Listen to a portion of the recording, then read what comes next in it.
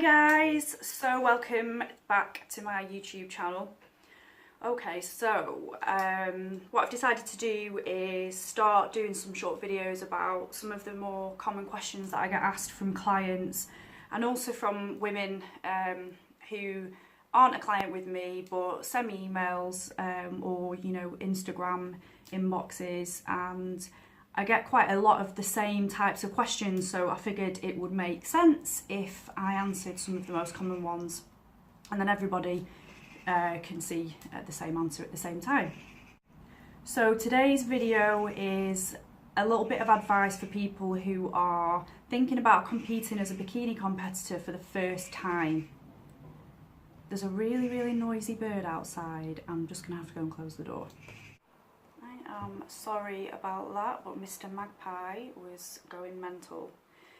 So, first time as a bikini competitor. For those of you that don't know, I competed for my first show in 2015. So I started training for it, prepping for it, about 9 months before that. And I've done loads of shows since then, so I do have experience of competing. I've been through several different preps. No one prep has been the same, but the one thing that does remain consistent is the fact that they never really get any easier.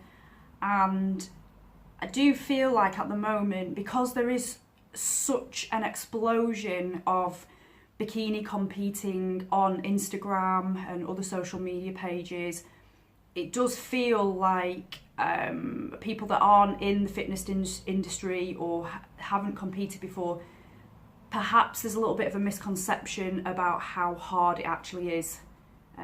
This is just my opinion. There are lots of people out there who'll say, no, piece of piss. Easy to compete. It's never been easy for me, and for the majority of people that I know who've done it have found it a really difficult challenge.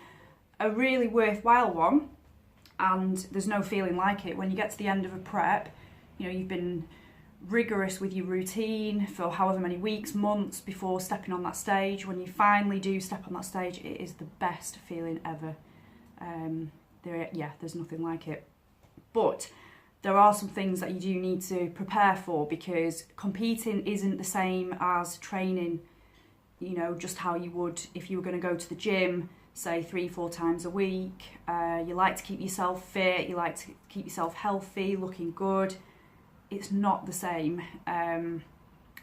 I was really naive when I decided to compete for the first time. Didn't quite expect it to be so meticulous. I think I'm quite competitive anyway as a person naturally.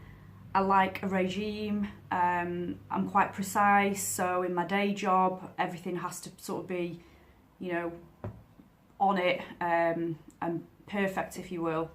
So I translate well into competing. I think if you are that sort of person who is quite used to routine and you enjoy routine, then you'll probably do really well. If not, then it is going to be quite a big shock. The first thing to get in your mind before you decide to compete, or if you have decided, is that you're going to have to get used to a quite a strict regime, especially if you've got a full-time job, which I have. So I work full-time as a marketing manager, so I spend most of my time in an office. It means I'm there long days. When you are prepping for a show, some days you will be required to do an hour, maybe more than an hour's cardio, depending on you and at which stage you're at in your prep. That means that if you're going to go to the gym to do your cardio on top of training, and say you're at work 9 till 5 or whatever your shift time is, you're either going to have to fit it in all after work, or you're going to have to fit it in before work, or split it in half. So you need to get into the mindset that this now has to become your new regime. So just like you get up every day and brush your teeth and go to work, your training, your food prepping, your cardio, it's now life. It is now treated like a job. That's how I get through a prep successfully, is I treat it like a job. And yeah, don't get me wrong, I have a laugh, I have fun. If I didn't enjoy it, I wouldn't do it. Obviously I love training, that's what I love, it's my passion. But you do have to be really serious about it. at the same time, otherwise you're not going to make it. Yeah, you do need to be prepared to say no to things. So if you're quite a social butterfly, I personally find a way to balance, because I couldn't do a prep where I didn't get time to see, you know, my loved ones. My boyfriend is priority, and if I didn't get to see him and have that downtime with him, then, you know, I would go crazy. So it's about balance, and obviously, you know, with time, if you are an experienced competitor, you get used to saying no to things. You get used to finding a way where you can still put 100% into your training and dieting, but also have some downtime and some fun. Because if you don't, it can be a very lonely journey. And I think having that support and having that fun time, it helps the whole process. So you might be used to going out for meals once or twice a week. For the majority of your prep, if you've got a coach might allow you to have one off-plan meal a week, maybe more. Again, it depends on who you are and how you're progressing. I normally, up until sort of middle to later stages of prep, would have an off-plan meal once a week. I normally do this on a Saturday or a Sunday, so that means I can go and have like Sunday dinner, or I can go out for a date night on a Saturday, or I can go out, you know, it means I can fit family birthdays in and still be on track. So when it starts again on a Monday, I'm back to diet, I'm back to routine, but knowing also that I've got that freedom at the weekend to be able to be a little bit more flexible. So you've got to be prepared for having to perhaps say no to things, or even if it's not saying no to things, you know, if you're somebody that likes to go out and enjoy a drink, you're not really going to be able to go out and enjoy sort of drinking the same as you would if you weren't preparing for a comp. So, you know, there's just little things that you need to get your head in the space for. You've got to be really precise with your food. So if your coach gives you a plan and they've given you specific food amounts, you know, stick to the food amounts. Don't skip meals, don't add extra, just do exactly what your coach has asked you to do. They've asked you to do it for a reason. Don't start swapping foods in. You know, if you do need to, then ask your coach.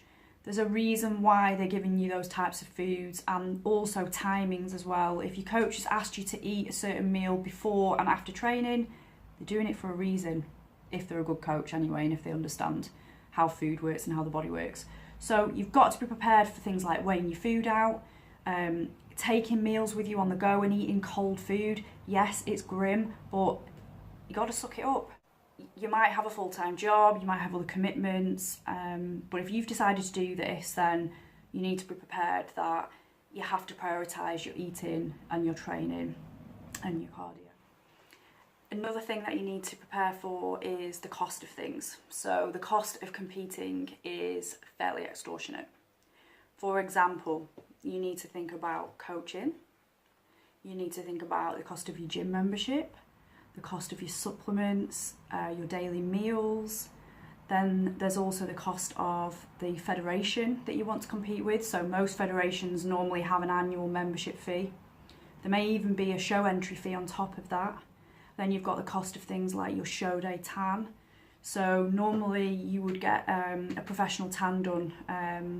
It's not like a normal spray tan, so don't be going to the salon getting your £10 spray tan deal, because it's not going to work.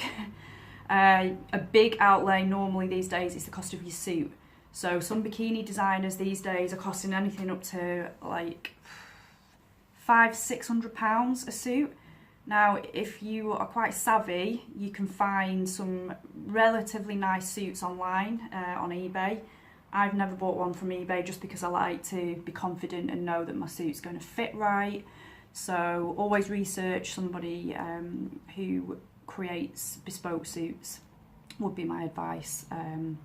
What you don't want to do is go through months of prepping and look shit on show day just because you've gone and bought yourself a really cheap bikini. So there is a lot to think about and consider before you dive right in.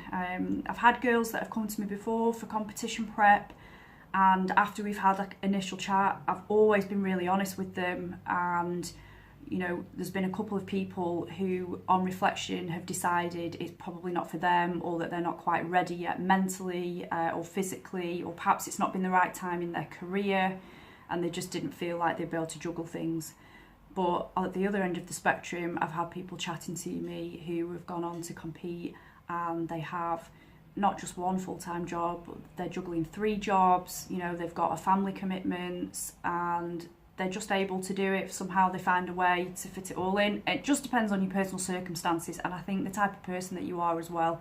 I think some people are absolutely amazing at multitasking, and others perhaps not so. So yeah, I'm always open to any questions that anybody has got.